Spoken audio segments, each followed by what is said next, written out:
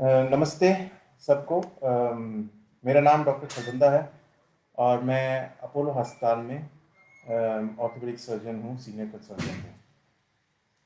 तो आज मैं आपसे बात करना चाहता हूँ कि जो इंजरीज लोगों को हो रही हैं, चाहे वो यंग हो, मिडिल एज हो या एल्डरली हो, घरों में बैठ के, घरों में या घरों के आसपास, क्योंकि आजकल हम बहुत दूर बाहर तो घूमने जा नहीं पा रहे लॉकडाउन के वजह से, या फिर इवन ना आजकल थोड़ा थोड़ा लॉकडाउन जो थोड़ा रिलैक्स हो रहा है उसकी वजह से भी जो हम बिल्कुल एसेंशियल काम के लिए जा रहे हैं तो उसमें भी इंजरीज होती हैं।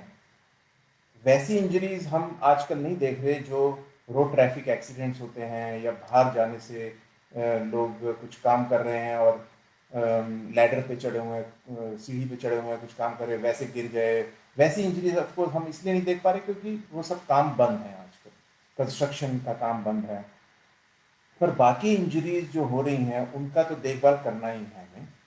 तो मैं आपको उनके बारे में बताऊंगा और ये भी बताऊंगा कि उनको कैसे मैनेज किया जाए, कैसे उसको ट्रीट किया जाए, ना कि अपने आप बट कैसे हेल्प ली जाए। तो इंजरीज जो आजकल हम देख रहे हैं वो इस प्रकार की हैं। पहला तो हम देख रहे हैं एल्डरली लोगों में, जिनकी उम्र 70 के ऊपर हो गई है, 75 80। वो ऑफ कोर्स थोड़ा बहुत चलते हैं। वो पहले भी ऐसा होता था और आजकल भी ऐसा है कि कभी गिर जाते हैं, और अगर गिर जाते हैं तो फिर उनको फ्रैक्चर हो सकते हैं। दूसरा, आजकल बच्चे लोग घर में ही सिर्फ नहीं बैठ रहे, थोड़ा बहुत तो अपना साइकिल वगैरह चलाते हैं, कॉलोनी में चलाते हैं, अपने सोसाइटीज़ में चलाते हैं। तो उसकी वजह से भी जो इंजरीज होती हैं वो भी पहले भी होती थी, आज भी हो रही हैं वही इंजरीज। तो साइकिल से गिर जाना, चोट लग जाना, फ्रैक्चर हो जाना बच्चों का, तो ये सब इंजरीज भी हो रही हैं। तीसरी, हम थोड़ी अनयूजुअल इंजरीज ये देख रहे हैं कि जो लोग पहले कुछ काम नहीं करते थे, जैसे बल्ब बदलने वाला, वो तो इलेक्ट्रिशियन आके काम कर लेता था, या प्लम्बर वाला काम, ये काम भी हो रहे हैं और ये हम अपने आप ही कर रहे हैं क्योंकि हम किसी को चाहते नहीं कि कोई हमारे घर पे आए और हमको रिस्क ऑफ ये जो infection, virus, corona virus infection हो रहा है, ये बढ़े। तो हम अपने आप कर रहे हैं। और मैं लास्ट मेरे ख्याल से 2 महीने में हमने ये देखा है कि हमारे पास कम से कम 3 या 4 ऐसे पेशेंट आए जो स्टूल पे चढ़े हैं और 4-5 फीट की गिराई ऊंचाई से गिर गए हैं, बल्ब चेंज करते हुए या कुछ और काम करते हुए। ये लोग भी जो हैं इनको भी चोट लग सकती है, और इनमें से एक को तो सिर में चोट लग गई जिसका सीटी स्कैन करना पड़ा। एक का फ्रैक्चर हो गया हाथ में, एक का फ्रैक्चर हो गया हिप में। सो ऐसी थोड़ी अनयूजुअल इंजरी जो हम पहले भी कभी कभी देख लेते हैं, बट आजकल ये ज़रा ज़्यादा देखने को मिल रही है।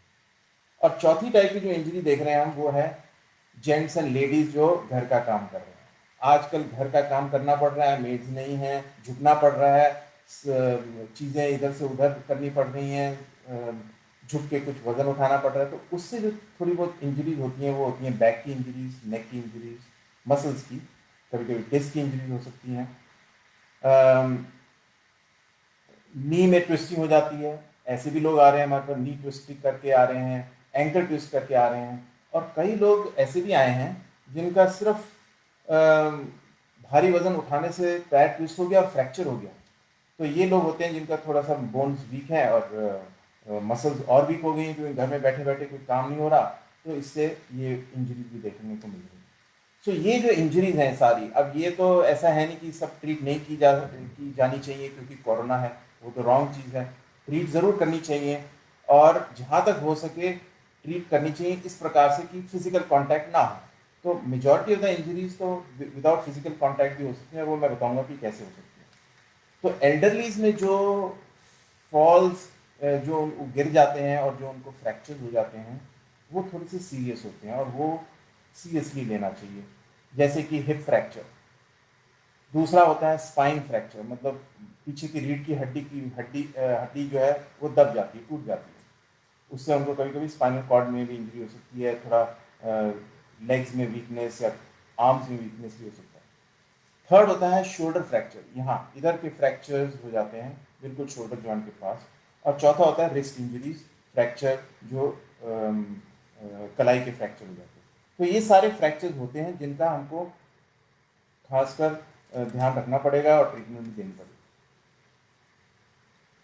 काफ़ी जो इंजरीज होती हैं ना, इनमें जो ये जो सब मैंने आपको इंजरीज बताई जो हो सकती हैं, इनमें मैं ये बोलूँगा कि 90% इंजरीज तो जो होती हैं वो सिंपल इंजरीज होती हैं, सॉफ्ट टिश्यूज, मतलब मसल्स की इंजरी हो गई, लिगामेंट की इंजरी हो गई।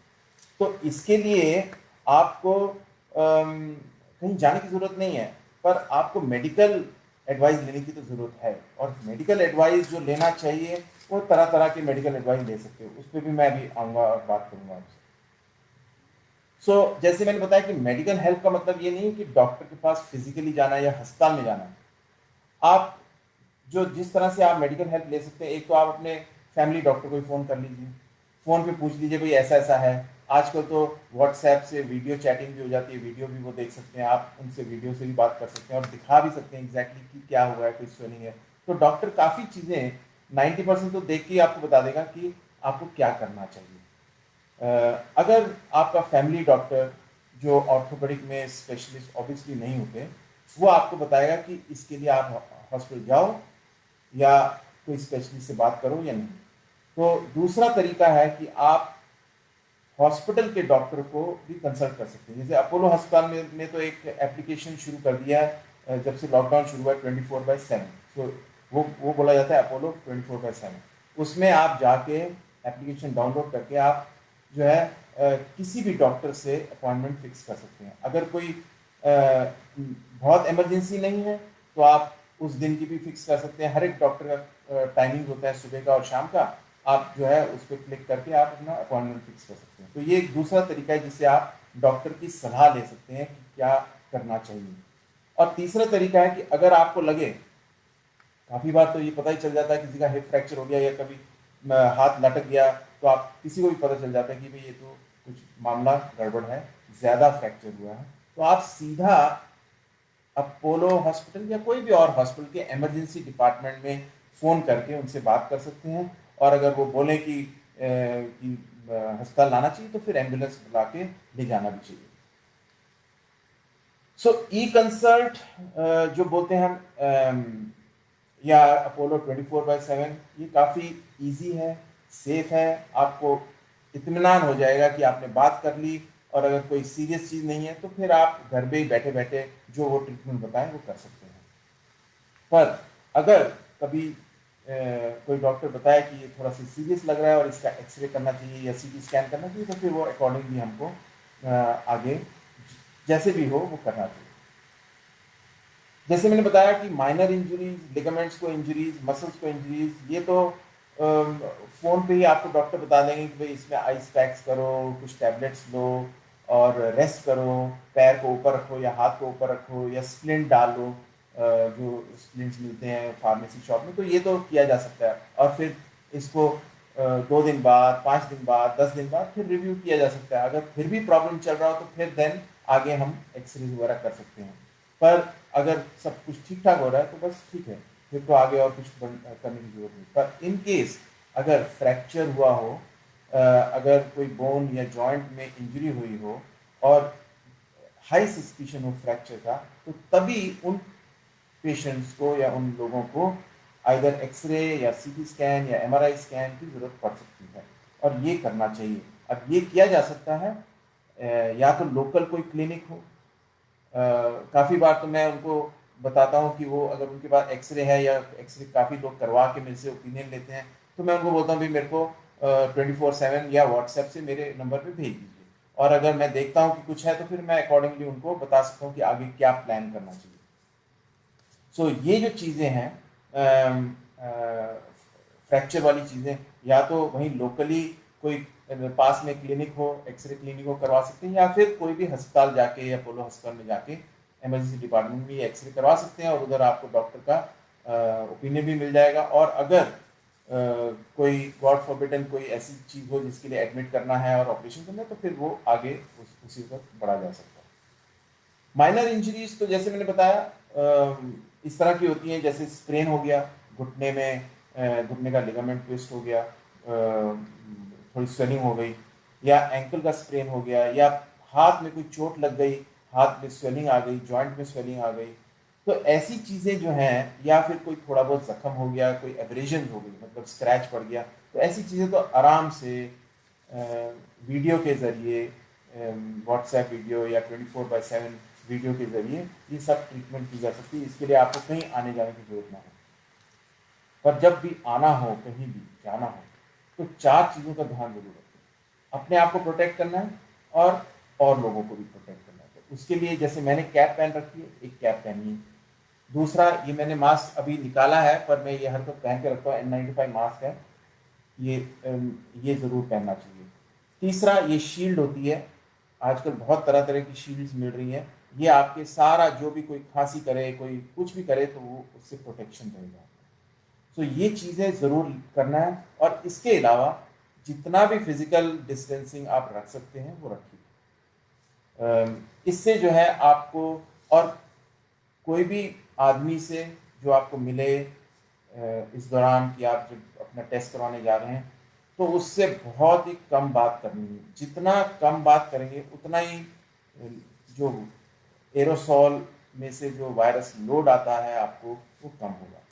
बट ऑफ कोर्स उन लोगों को तो ट्राई यही करना चाहिए जिन लोगों को डायबिटीज़ है, जो लोग 60 के ऊपर हैं, जिन लोगों को तरह तरह की मेडिकल प्रॉब्लम है, उनको बिल्कुल तभी ले जाना चाहिए अस्पताल या कोई क्लिनिक जब आपकी किसी डॉक्टर से बात हो जाए और वो हाईली सस्पेक्ट कर रहे हैं कि कोई फ्रैक्चर है जिसकी इमीडिएट अटेंशन जरूरी है।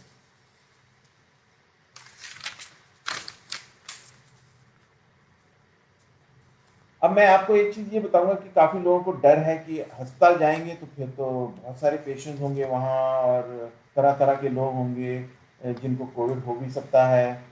ये तो एक रिस्क है ही थोड़ा, पर बहुत ज़्यादा इसलिए रिस्क नहीं है क्योंकि हर एक अस्पताल ने जो गवर्नमेंट ऑफ मिनिस्ट्री से रिकमेंडेशन है, जो इंटरनेशनल रिकमेंडेशन है, एंड जो ICMR की रिकमेंडेशन है, उसके हिसाब से चल रहे हैं। हर एक अस्पताल पूरा ध्यान रख रहे हैं कि पहली बात तो कोविड पेशेंट जो एडमिट होते हैं हर एक अस्पताल में आज सबको मैंडेटरी है कि 20% तो हेल्थ मिनिस्ट्री ने तो बोल दिया है कि 20% सबको, सब प्राइवेट हॉस्पिटल को भी कोविड पेशेंट लेने हैं। तो उन्होंने अपना एक सेपरेट विंग बना दिया है जिसकी सेपरेट नर्सिज हैं, जिनकी सेपरेट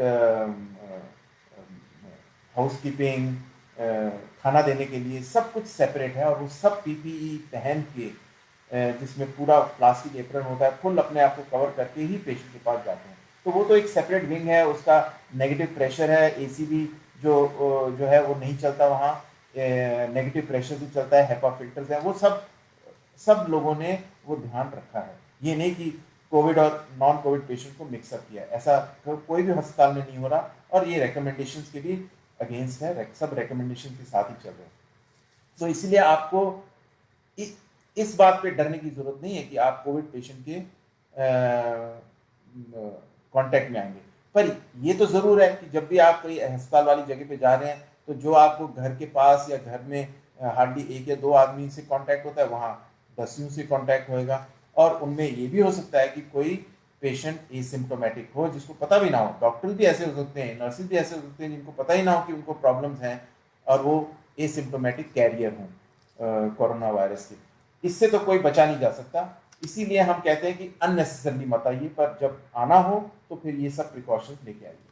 और जैसे मैंने बताया कि अस्पताल में जब आप जाते हैं तो बिल्कुल there are green zones. Green zones का मतलब कि उस जोन में आप जा सकते हैं, वहाँ कोई कोविड वाला पेशेंट नहीं है, ना ही कोई कोविड वाला पेशेंट ट्रीट हो रहा है। तो ऐसे जोन में नॉन कोविड को ले जाते हैं।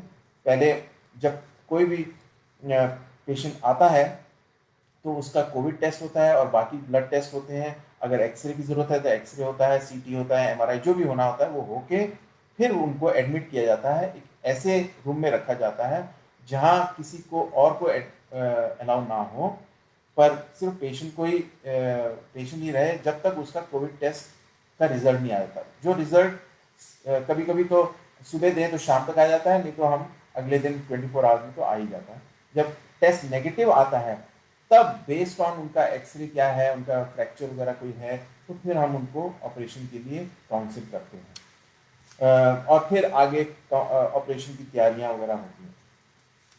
तो ये प्रोसीजर होता है। तो दैट मीन्स अगर कोई किसी को ऐसे चोट लग जाए और आप सस्पेक्ट कर रहे हैं कि फ्रैक्चर है, या चलो आपको मालूम भी ना हो, तो सबसे पहले तो आपको डॉक्टर को फ़ोन करना चाहिए। अपने डॉक्टर, अगर कोई और डॉक्टर ना हो तो एटलीस्ट अपना तो कोई डॉक्टर होता ही है, या कोई अपने फ्रेंड का डॉक्टर, कोई भी जिससे आप बात कर सकते हैं। और कोई भी डॉक्टर आज मना नहीं कर रहा, आपको एटलीस्ट ये तो एडवाइस देगा ही कि हाँ आप अस्पताल जाइए, ये करवाइए, एक्सरे करवाइए। तो या फिर मैंने जो और आपको बताया कि अपोलो 24/7 है, इमरजेंसी डिपार्टमेंट है, अपोलो का भी है, कोई बहुत सारे और हॉस्पिटल्स का भी है, कहीं भी आप फ़ोन करके एडवाइस ले सकते हैं। और फिर भी अगर आपको कहीं से बाय चांस कोई इतना खास एडवाइस नहीं दे पा रहा, आपको अगर लगता है कि ये सीरियस चीज़ है, तो आप एम्बुलेंस बुला के सीधा अस्पताल के इमरजेंसी में जा सकते हैं, जहाँ की फिर ये कार्रवाई शुरू होती है, जिसमें आपके पहले तो कोविड टेस्ट किया जाता है और फिर बाकी सारे टेस्ट किए जाते हैं, ये देखने के लिए कोई फ्रैक्चर वगैरह है कि नहीं। और अगर फ्रैक्चर है तो फिर कोविड टेस्ट नेगेटिव आने के बाद आगे की ट्रीटमेंट शुरू होती है। मैं आपको ये बताना चाहूँगा कि हमारा जो एक्सपीरियंस रहा है अपोलो अस्पताल में, ऑर्थोपेडिक डिपार्टमेंट में, लास्ट 2-2.5-3 महीने से जब से लॉकडाउन शुरू हुआ है, हमने जैसे रिकमेंडेशन है all over the world and Indian government का भी, हमने कोई भी नॉन इमरजेंसी केसेस नहीं की, और वो करने भी नहीं चाहिए, क्योंकि अननेसेसरली जो चीज़ रुक सकती है 1 महीना, 2 महीना, 3 महीना, जब कोरोना वायरस का इम्पैक्ट कम हो जाएगा या काफ़ी इम्यूनिटी आ जाएगी, तब वो किया जा सकता है। सो अननेसेसरी किसी भी पेशेंट को कोविड का रिस्क देना बिल्कुल ठीक नहीं है। सो हम जो जो भी कर रहे हैं वो इमरजेंसी केसेस कर रहे हैं, जैसे मैंने आपको बताया अभी, फ्रैक्चर के केसेस हैं, हिप के फ्रैक्चर हैं, किसी को एक्यूट इन्फेक्शन हो गई है जिससे उनका सेप्टिक हो रहा है बॉडी में, जॉइंट्स की या बोन्स की इन्फेक्शन, तो हम ऐसे केसेस कर रहे हैं। और मैंने जो लास्ट 3 महीने में ऐसे केसेस किए हैं, हालांकि हमारे केसेस तो सब जगह कम ही हुए हैं, हम वही केस कर रहे हैं जो बहुत ही इमरजेंसी हैं, इनमें हमने कोई ज़्यादा कॉम्प्लिकेशंस नहीं देखी, नथिंग मोर देन जो हम रूटीन में देखते हैं। मे भी हम लकी रहे, 3 महीने का हमारा जो एक्सपीरियंस है वो बहुत कम है बोलने के लिए कि बिल्कुल हमको कॉम्प्लिकेशन नहीं हुई, पर वो इसीलिए कॉम्प्लिकेशन मोर देन जो 3 to 4% कॉम्प्लिकेशन कोई भी टाइम में होती है, उससे ज़्यादा नहीं हुई। और वो इसलिए नहीं हुई क्योंकि हमने एक तो पहली चीज़ है कि हमने पेशेंट्स को प्रॉपरली सिलेक्ट किया है। अननेसेसरी फ्रैक्चर्स हमने जो ऑपरेट किए जा सकते हैं, ग्रे जोन में आते हैं, उनको भी हमने प्लास्टर में ट्रीट किया। सो जो फ्रैक्चर बहुत एसेंशियल हैं, सिर्फ हमने उनको ही ऑपरेट किया। तो सिलेक्शन का केसेस का सिलेक्शन करना बहुत ज़रूरी है। सेकेंडली, जो रिकमेंडेशन है of government of India, ministry of health as well as ICMR, और जो हमारे प्रीमियर इंस्टीट्यूट से सारी रिकमेंडेशन आती है, जैसे all India institute and other premier institute, उनके हिसाब से अगर हम चलें तो हमने वैसा ही किया है। कोविड टेस्ट करना, सबका कोविड टेस्ट करना, और अगर वो नेगेटिव आता है तभी आगे बढ़ना। ऑपरेशन थिएटर को प्रॉपरली स्टेरलाइज करना, PPE पहनना, जब देख रहे हैं पेशेंट को तो प्रॉपरली हमारे को अपना हाथ साफ करने चाहिए, शील्ड लगानी चाहिए, मास्क लगा के करना। तो ये सारे प्रिकॉशन लेने के बाद हमको ऐसे कोई कॉम्प्लिकेशन नहीं मिली, पर ऑफकोर्स हमने उन लोगों को ही ऑपरेट किया है जिनको बहुत ज़रूरी है। जहाँ पेशेंट्स ट्रीट हो सकते हैं प्लास्टर में, हमने वो प्लास्टर में ट्रीट किए हैं, और जहाँ हमको लगता है कि शायद इनको बाद में ऑपरेशन की ज़रूरत पड़े, उनको भी हमने प्लास्टर में ट्रीट किया, क्योंकि इस समय किसी को भी एडिशनल रिस्क देना ठीक बात नहीं है। बाकी चीज़ें जो मैंने बताई कि कोविड पेशेंट को हमेशा अलग रखा जाता है, तो नॉन कोविड पेशेंट टोटली उनका थिएटर्स भी डिफरेंट हैं, उनके वार्ड्स डिफरेंट हैं, उनके लिए नर्सेज, हाउसकीपिंग, सब कुछ डिफरेंट है, AC वगैरह सब कुछ डिफरेंट है। तो अच्छा रिकमेंडेशन के साथ चलें और रोबस्ट अपना प्रोटोकॉल्स के साथ चलें, तो इमरजेंसी केसेस में कॉम्प्लिकेशन इतनी ना आए। पहले कॉम्प्लिकेशन जो हमने दूसरे देशों से सुनी है, जैसे इटली एंड स्पेन, उनमें इसलिए हुआ था क्योंकि उनका उस वक्त तो पता भी नहीं चला था कि ऐसा प्रॉब्लम हो रहा है, और दूसरा जो आज हम रिकमेंडेशन कर रहे हैं वो उस वक्त रिकमेंडेशन भी नहीं थी। सो इसीलिए उस वक्त कॉम्प्लिकेशन बहुत हुई थी, और उस वक्त कोई टेस्टिंग भी नहीं होती थी कि कोविड प्लस है, कोविड वो पेशेंट जो है कोविड प्लस है या नेगेटिव है, वो तो सब में ही किया जा रहा था जिन जिनको फ्रैक्चर हो रहा था। तो ऑब्वियसली कुछ लोग ऐसे भी थे जिनको कोविड प्लस था और जिनको कोविड प्लस हो गया during the stay in the hospital, because उस वक्त तो इतना जो मिक्सिंग था पेशेंट्स का वो भी नहीं पता था कि ये कोविड प्लस है या कोविड नेगेटिव है। तो सब पेशेंट को एक जैसे ट्रीट किया जा रहा था। तो इन समरी मैं आपको ये बताना चाहूँगा कि कोई भी इंजरी हो उसको लाइटली मत लो। मैं ये नहीं बोल रहा, और जैसे मैं ये भी बोल रहा हूँ कि 90 मोर देन 95% इंजरीज जो हैं वो बिल्कुल माइनर होंगी, पर उनको भी लाइटली मत लो। एटलीस्ट डॉक्टर से आप बात कर लो, फ़ोन पे ही सारा कुछ हो जाएगा, जैसे कि वो मेडिसिन का बता पाएंगे, आपको देख पाएंगे और ये भी देख लेंगे कि जॉइंट्स वगैरह बोन्स वगैरह आपकी ठीक चल रही हैं। तो अपने आप ट्रीट मत करो अपने आप को, पर डॉक्टर के हिसाब से आपको जो सलाह दी जाती है वैसे अपना घर में बैठे बैठे ही ट्रीटमेंट हो सकती है। मेडिकल अटेंशन के लिए मैंने बताया फैमिली डॉक्टर को फ़ोन कर लीजिए, या कोई भी आपके और जान पहचान डॉक्टर हो उनको फ़ोन कर लीजिए, या अपोलो 24/7 से बात कर लीजिए, या इमरजेंसी ऑफ एनी हॉस्पिटल से बात कर लीजिए। जो सीरियस इंजरीज होंगे उनको ही सिर्फ हो सकता है ऑपरेशन की जरूरत हो, तो इसीलिए डॉक्टर को देखने के बाद, एक्सरे देखने के बाद या सीटी स्कैन जो भी करना है वो देखने के बाद ही आगे का ट्रीटमेंट तय करना चाहिए। और उसमें भी आजकल सभी डॉक्टर्स सभी जगह उतना ही कर रहे हैं जितना बिल्कुल इमरजेंसी। जो हम प्लास्टिक से ट्रीट कर सकते हैं, और जो ग्रे जोन में आते हैं दैट मीन्स उनका प्लास्टिक से भी हो सकता है, ऑपरेशन से भी हो सकता है, हर एक एडवांटेज और डिसएडवांटेज है, उनको भी हम ट्राई कर रहे हैं कि बिना ऑपरेशन के अगर हो जाए तो अच्छी बात है। अगर बाद में कभी ऑपरेशन की जरूरत भी पड़े तो बात की डिफरेंट बात होती है। सो और ऑपरेशन जो हम आजकल देख रहे हैं, अगर हम प्रॉपर रिकमेंडेशन के साथ चलें, जो ICMR गाइडलाइंस हैं और जो government of health ministry and other premium institutes government institutes की गाइडलाइंस आई हैं, अगर उसके हिसाब से चलें तो हम कॉम्प्लिकेशंस को भी कम से कम रख सकते हैं। बस मैं इतना ही बताना चाहूँगा। अगर आपको कोई भी और क्वेश्चन हो तो आप ज़रूर पूछ सकते हैं, पर जैसे मैंने बताया कि कोई भी इंजरी को सॉफ्ट लाइटली ना लें, एटलीस्ट बात करने फ़ोन पे ही बात करें। धन्यवाद।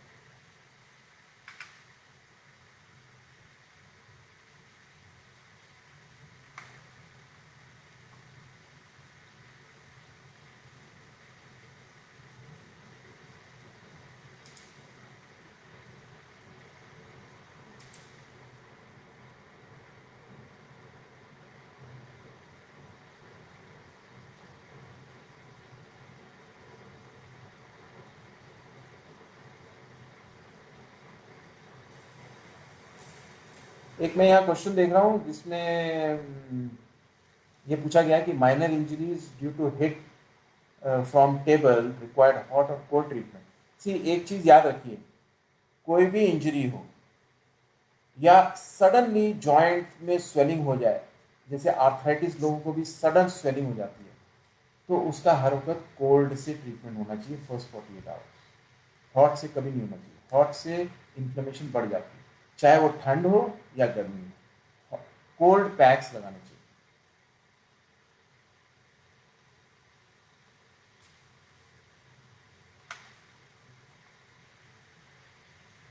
ठीक है, ओके। सो और कोई अभी क्वेश्चन नहीं है, सो अभी हम यहीं पे बंद करेंगे। और आई थिंक जब भी ये कभी और टेलीकास्ट करेंगे तो उस वक्त क्वेश्चन होंगे तो हम ज़रूर उनको आंसर करेंगे। धन्यवाद।